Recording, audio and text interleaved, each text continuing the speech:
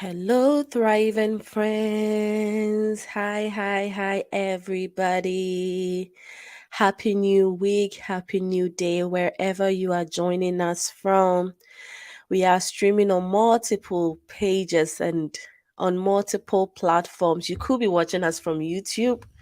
On YouTube, you may be watching us from Thriving Generation with Dr. G. Welcome. You may be watching us from Facebook. Hey, on Facebook, we are on Thrive with Dog G. You are also on my private Facebook page. And then you may be also watching us from Four Star Radio and TV. Thank you so much for joining us wherever you are joining us from.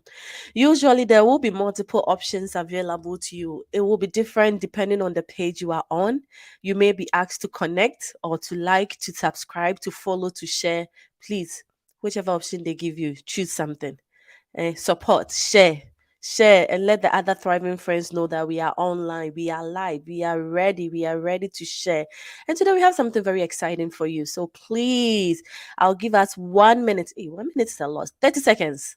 30 seconds. Let's all try to share the screen, the stream with our friends and our families and our other thriving friends.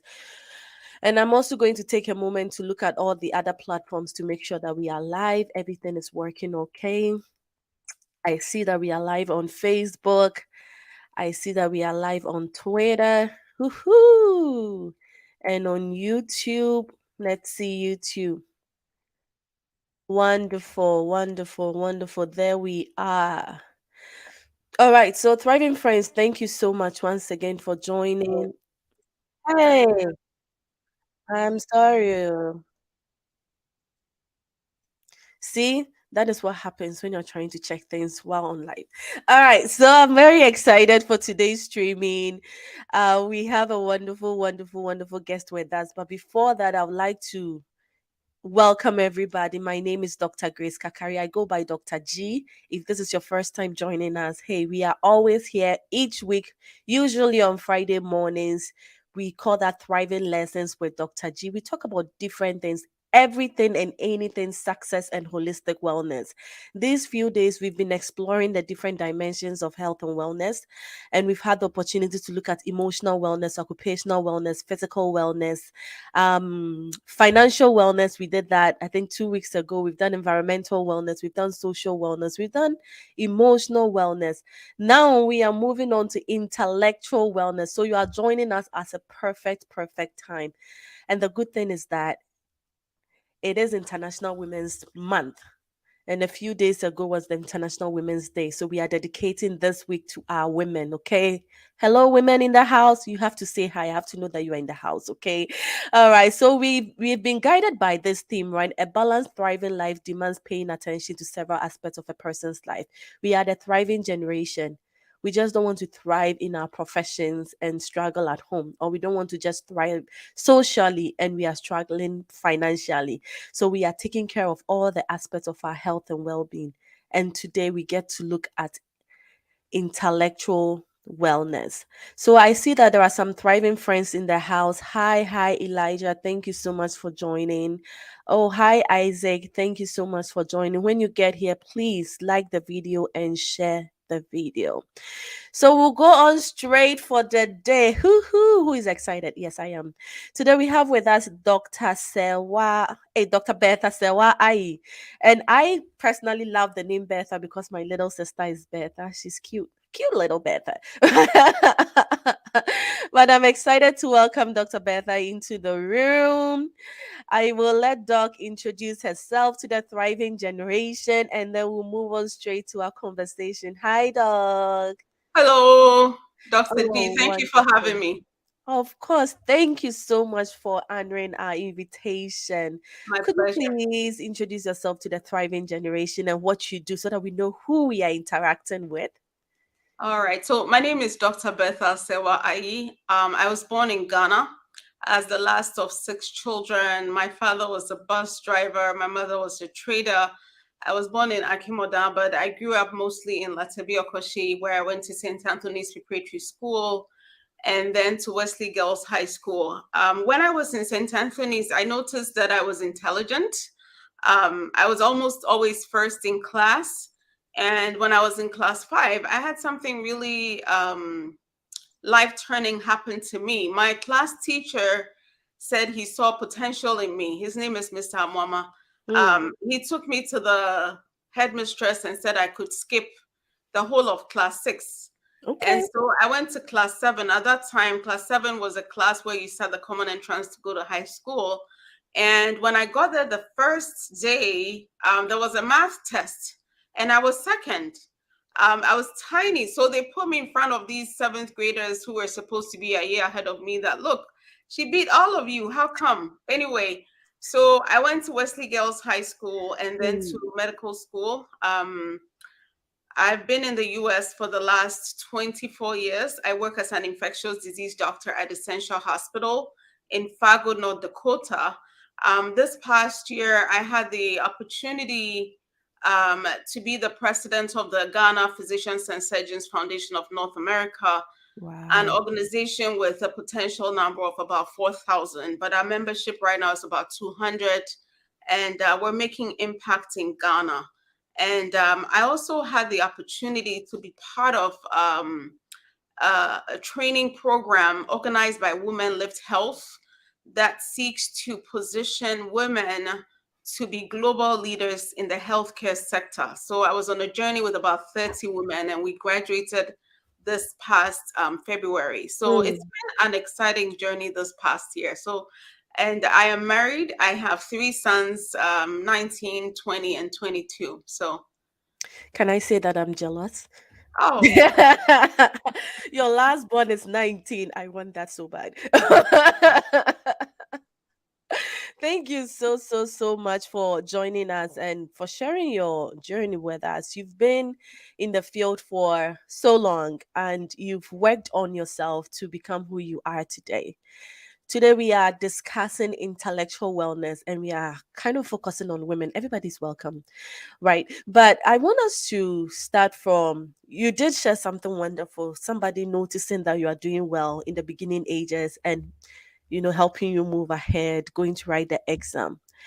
How would you say that impacted you? Would you call that mentoring, like mentorship? Like, did you get early mentorship that helped you path your way to this point? Or did you have to do most of the things on your own, figure your way out? all right. So thank you for that question. Your question allows me to introduce a term that I didn't know until I was part of the Women's Lift Health, Okay. which is the difference between sponsorship and mentorship. Okay. So when you're a mentor to someone, the person is looking up to you to learn something. Or if someone is your mentor, you sometimes it's even from a distance. You watch them, you ask for advice. They may be even in your same profession. A sponsor is different from a mentor. A sponsor may not be somebody even in your profession, but somebody who sees something in you and likes you and decides Mm, they're going to open doors in places that you cannot go. mm-hmm. So a sponsor literally takes you by the hand and takes you to the high table and says, I believe in this woman, so you should all believe in her. And we all need sponsors. So, Okay. in that setting, that teacher was my sponsor. And I Okay. actually got reconnected with him. I mean, this happened when I was probably maybe 1980. So, Oh, we're talking 43 years ago. I've been looking for him forever. I just connected with him 2 weeks ago. okay. And I asked him this question. I asked him, Mr. Mama, what did you see in me that made you jump me? Those days, that's how we called it. And Mm, I don't know if he remembers the details, but this is what he said. He said in class, there are some kids who don't pay attention, they are not serious, but then there are a few who are very focused and the types of questions they ask. And you can see that these children have a future. So you support them. It mm, still doesn't explain why, out of the class of, I don't know, 30 or 40, he handpicked me to be jumped, or yeah. whether he's in his 80s now, whether he remembers the details. But that person, it's a sponsor, and you realize he's a male sponsor. You can Mm-hmm. also have a female sponsor. So let me give a quick example. So let's take President Barack Obama, for example. Um, Ted Kennedy was his sponsor. As a black man, it would have been almost impossible for him to be president. And there were many Black people who've tried to be president, but Ted Kennedy saw something in him and said, you know what? We're going to make this man the next president of the United States. Of course, Barack Mm. Obama was skilled, right? Yes. But then it took somebody who picks up his hand and says, look, I'm going to talk to everybody I know, and I am going to be your sponsor. I've had Yeah. many sponsors.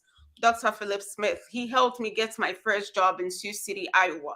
Um, my current chief executive officer, Dr. David Herman, he came to give a talk at GPSF, and he came back and told my organization that, look, this girl has so much potential. So you have to differentiate between sponsors and mentors. And Okay.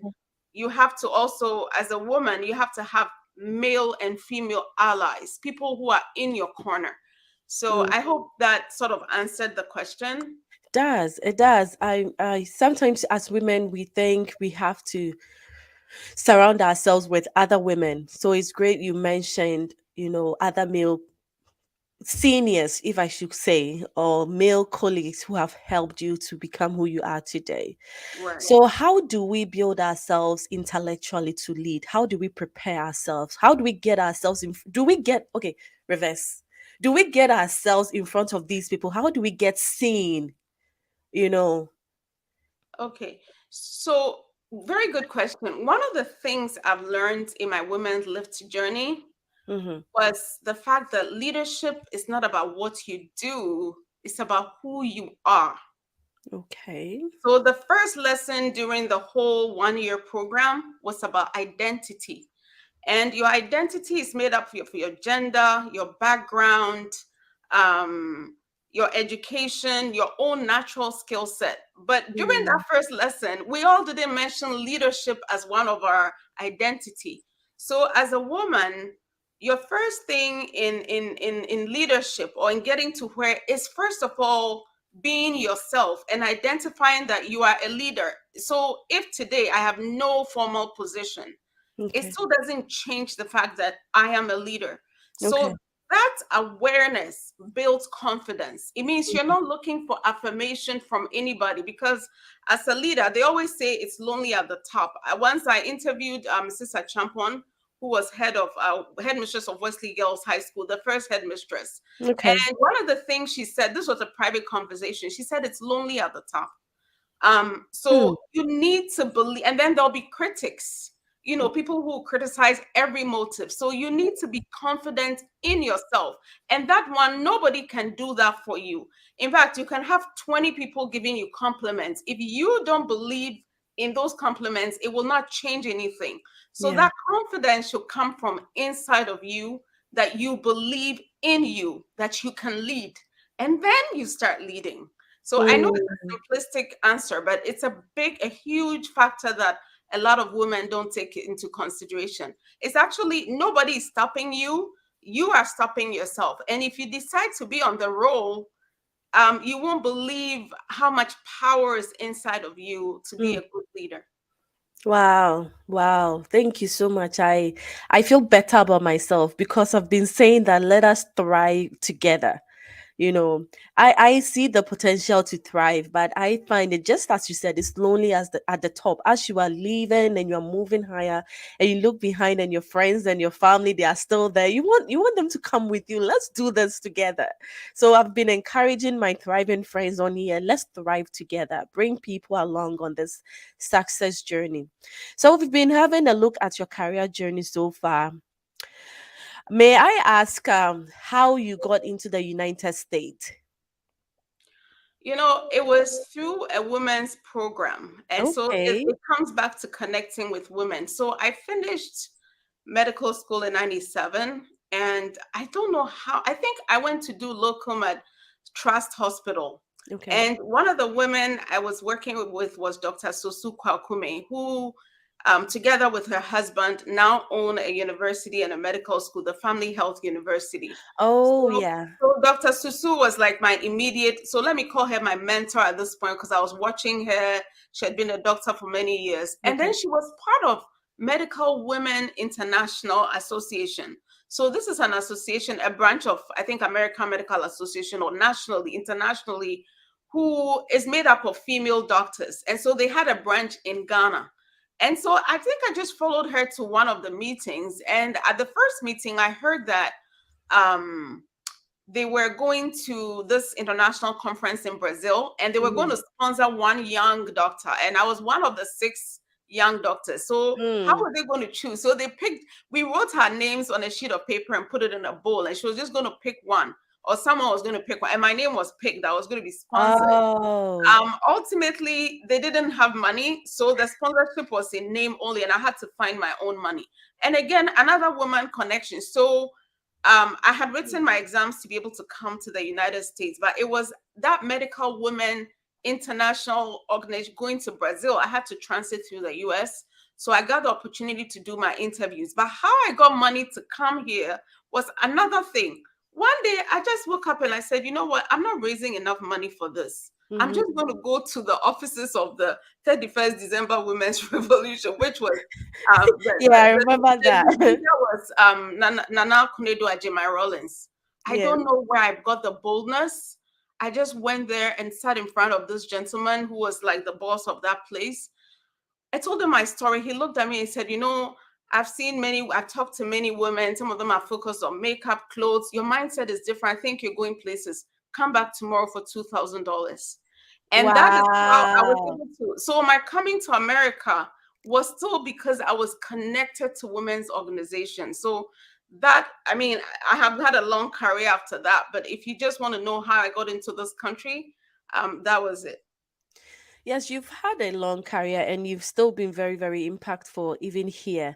And I would love to share an event you have coming up. But before that, let's talk about some of the challenges. Sometimes it sounds so fantastic and people, I love for everybody to get the whole picture.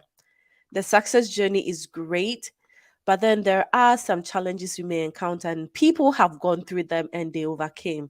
So, if you're comfortable sharing any or some of your challenges and how you were able to overcome them to this point. Okay. So, just very quickly. So, let me just give a brief history of how women got to where we are, then it will put the challenges into focus. The reason why you need male allies and also female allies is that who has been blocking the progress of women? The doors have been closed because men have been in leadership all along. So part of the Hmm. women's lift thing, I keep bringing it up, is based on the fact that if you look at the healthcare workforce, you go to any hospital, Hmm. women make up 75% of the workers. They're cleaning, they're the nurses, some are doctors, etc. But if you go to the C-suite where decisions are made, women Hmm. make up less than 5% of those making decisions. So Yeah. how come it's men directing healthcare around the world when so many women are working for in the healthcare industry? And it goes back to 1836 or so here in the US. A lady, I forget her name, starts with an M, I forget her name, but she lived in Illinois and she was doing everything like a lawyer. Mm. She was clerking in the courts. And one day she decided, you know what, I want to be a lawyer.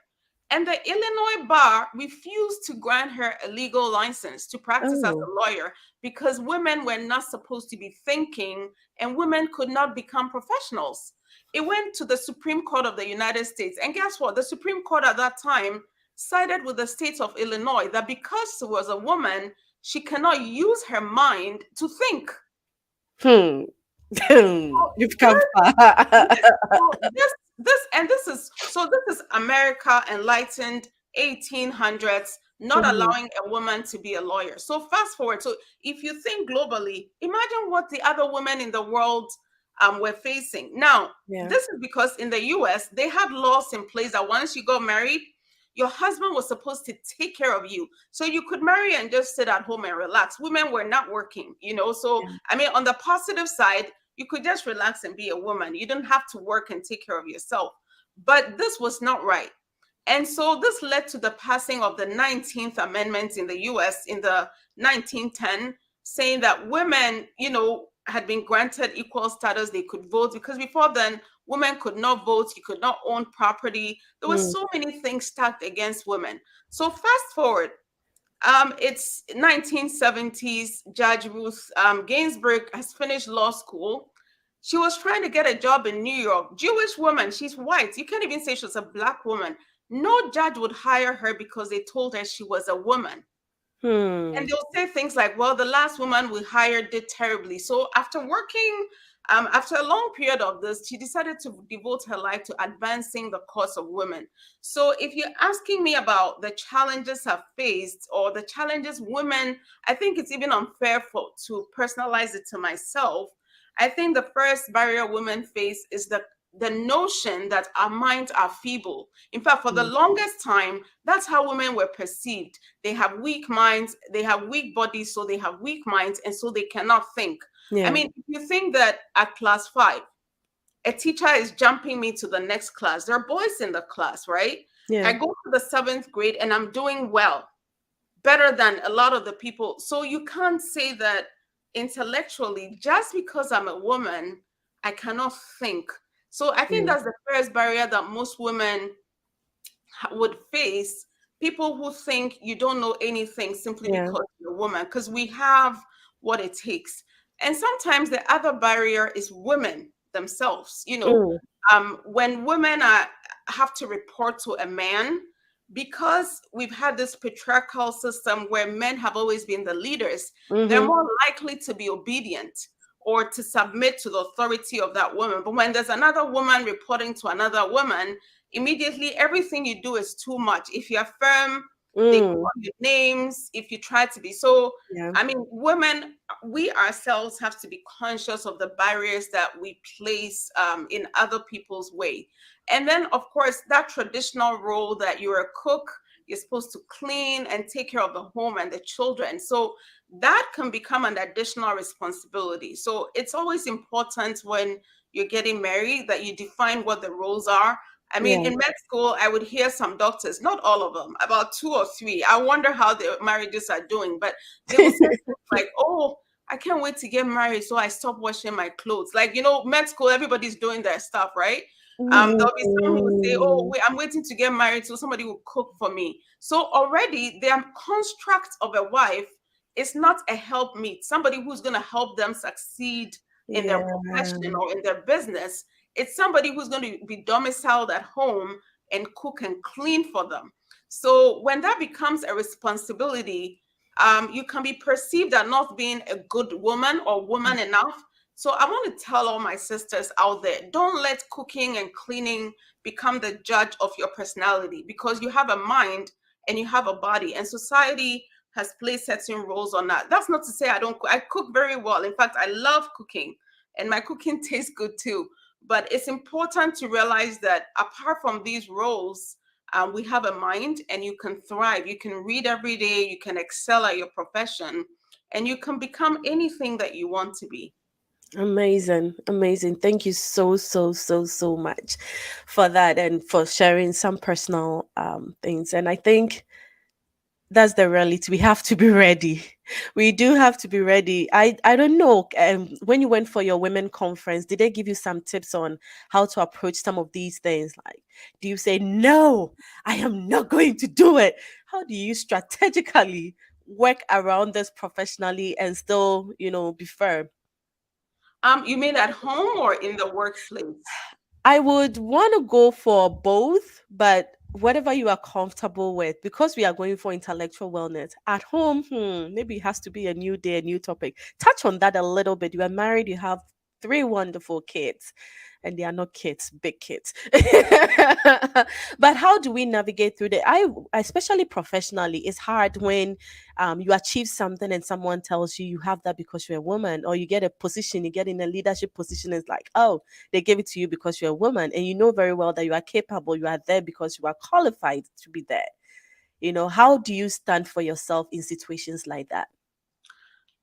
I think your results and output would show it. I mean, Okay. I don't think my husband has tried to stop my intellectual progress, Okay. because I mean, when he met me, I had passed medical school. I was a medical doctor, and I think I made it clear that my career was important to me. Actually, it's the reason why we ended up in the US, because left to him alone, would be living in Ghana. And there have been Okay. times when I've questioned the decision, like, should we have been in Ghana now? But I had made the decision that that was cast. And so we came here because I wanted to study So that has not been an issue. And I think it's a little bit too of my own determination, but it's been challenging. So, for example, my first infectious disease boards, I had two children. No, I had three children at the time, because every year of my residency, every other year, I had a baby. And so I had three children. I was trying to study for my boards. It wasn't simple. And at the same time, I wanted to teach them too. So between teaching them, there were, I think, 4 years and two Mm. years and 7 months. So between teaching them, but so here's the sacrifices I had to make. I had to wake up early, like Okay. 3 a.m. I'm up, because I want to read for about 2 hours or 3 hours before the day starts. Okay. So it's going to be intellectual health. Is not going to happen quickly. Easily. You have to make a determined effort, Mm. that you are going to keep your mind active and keep professionally sound. So I've set myself a goal. I haven't achieved it. That every 3 days I'll read a book completely, meaning I'll read 100 books a year. Well, I Okay. find that between working and coming home and doing all the things I have to do, I may not have time for it. So it means if I want to read 30 minutes a day, I have to wake up 30 minutes earlier than scheduled to be able to sneak that reading time Yeah. in there, to be able. So it's a commitment that you have to make, to stay intellectually healthy and vibrant. Yeah, I love that. Thank you so much. You have to commit to it. You have to do the work.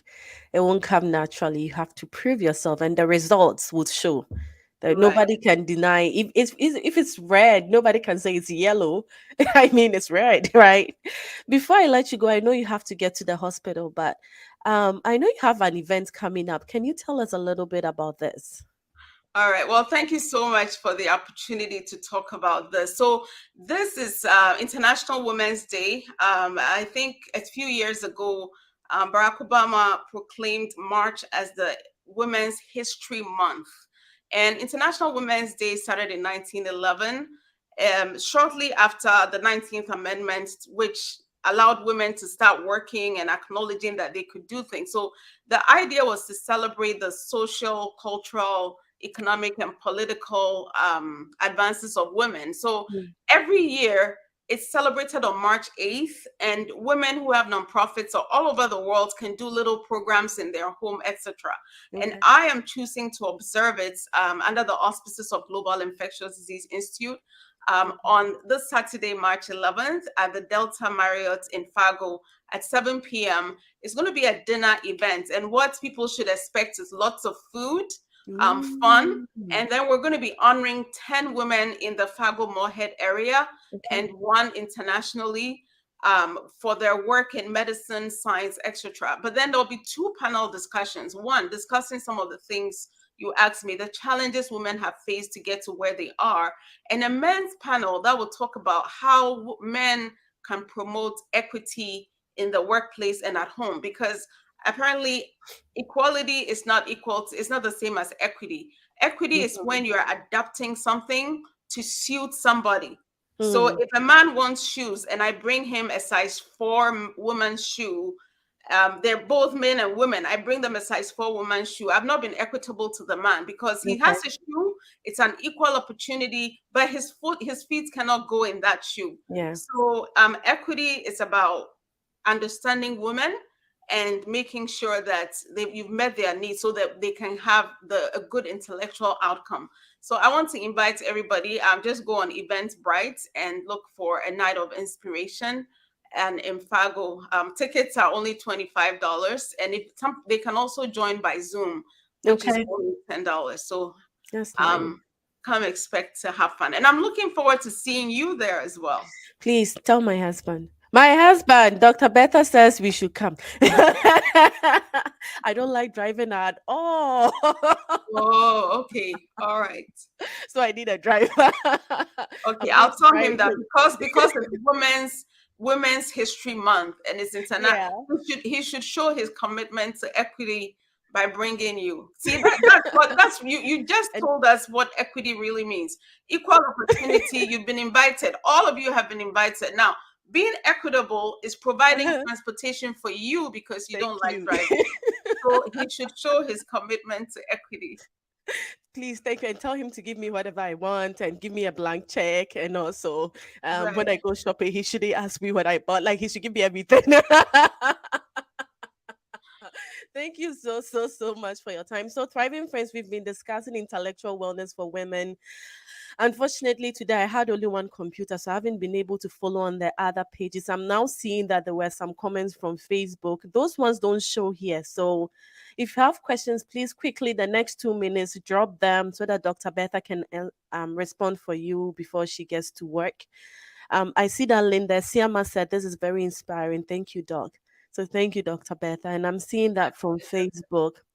I haven't been able to open YouTube yet. My apologies. My other laptop, I don't know. All right. But Thriving Friends on LinkedIn, we have 5 people watching from LinkedIn. So if you have questions, please drop them in the next 2 minutes as we wrap up.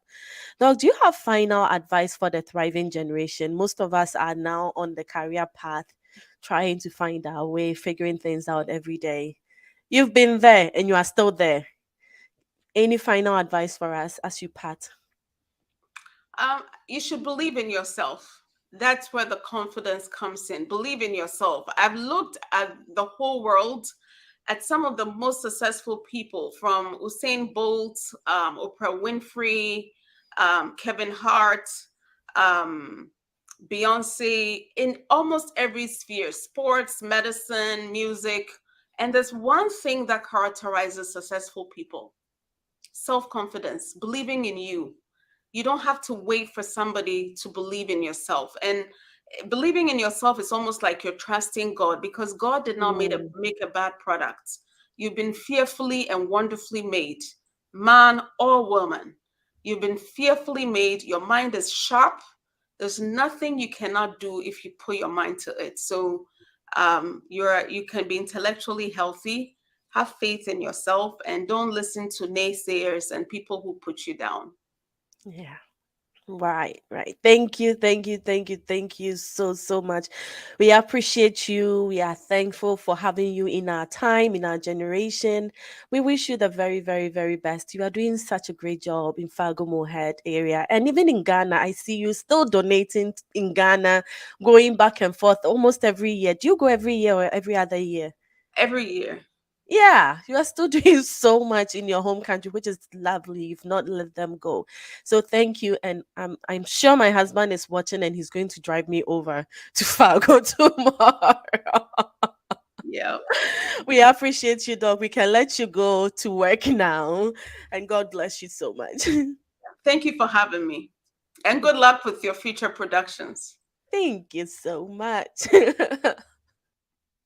Okay, thriving friends, we've had Dr. Betha Sewa Ai with us. It's such a wonderful opportunity that we've had to discuss intellectual wellness with women or about women.